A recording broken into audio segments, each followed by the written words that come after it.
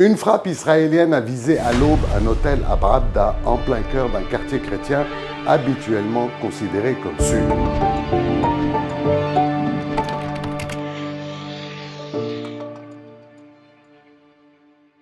La cible exacte reste inconnue pour l'instant. On ne sait pas si l'attaque visait un responsable du Hezbollah ou un cadre iranien présent au Liban.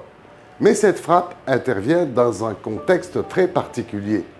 Mardi, Israël avait lancé un avertissement clair. Les responsables iraniens présents au Liban étaient sommés de quitter le pays sous 24 heures.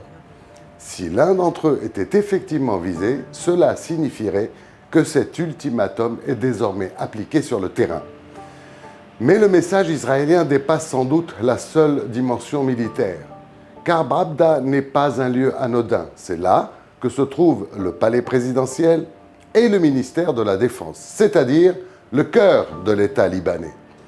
Et c'est aussi à Brabda que le Conseil des ministres avait décidé lundi d'interdire les activités militaires du Hezbollah sur le territoire libanais. La frappe porte donc un double message. D'abord, un message de dissuasion. Personne n'est à l'abri nulle part au Liban, même dans les quartiers qui ne sont pas associés au Hezbollah. Mais aussi un message politique adressé directement à l'État libanais et à l'armée de la part du Hezbollah. Vous pouvez décider ce que vous voulez, on fait ce qu'on veut, où on veut, quand on veut.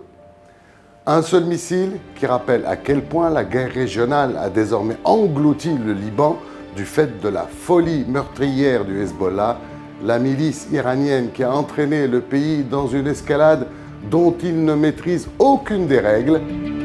Ça va être long.